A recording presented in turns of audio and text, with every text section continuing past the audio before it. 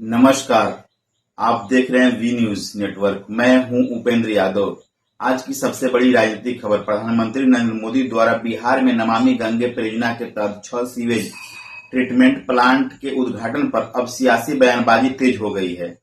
कांग्रेस ने इस परियोजना को महज चुनावी जुमला बताते हुए केंद्र और बिहार सरकार पर तीखा हमला बोला है। आरोप गंभीर है। गंगा सफाई का वादा 11 साल बाद भी अधूरा।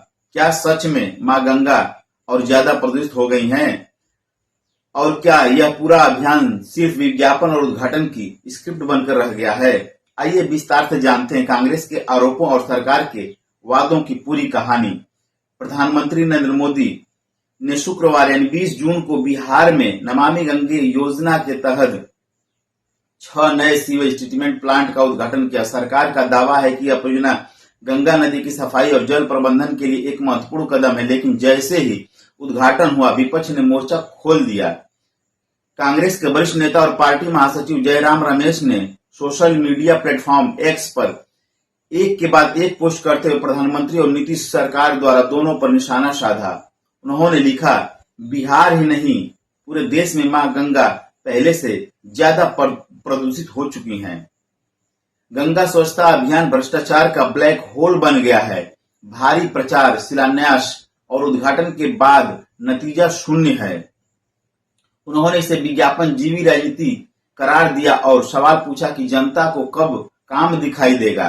गंगा की सफाई सिर्फ पोस्टर और बैनरों तक सीमित है। बिहार की डबल इंजन सरकार जनता की उम्मीदों पर नाकाम रही।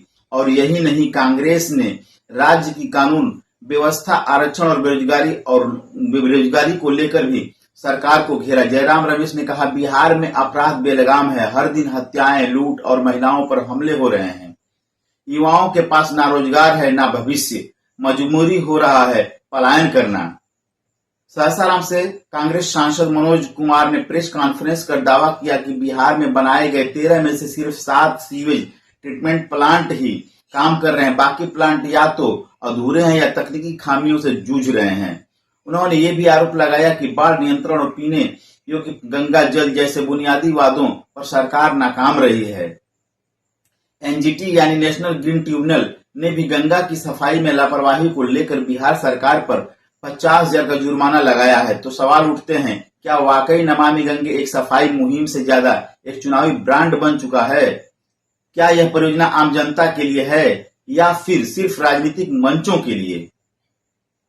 जयराम रमेश ने एक और बड़ी मांग फिर दोहराई। बिहार के आरक्षण कानून को संविधान की 9वीं अनुसूची में शामिल किया जाए।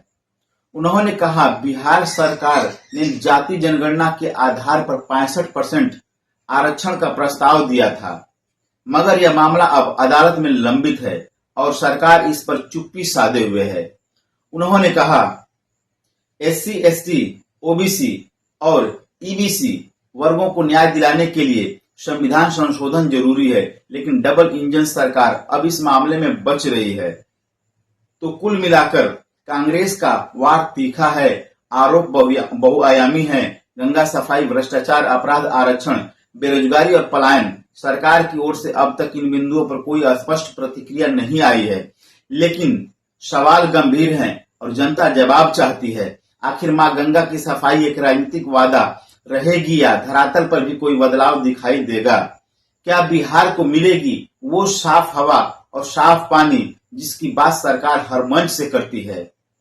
फिलहाल इतना ही। आप बने रहिए वी न्यूज के साथ। मैं हूं उपेंद्र यादव। नमस्कार।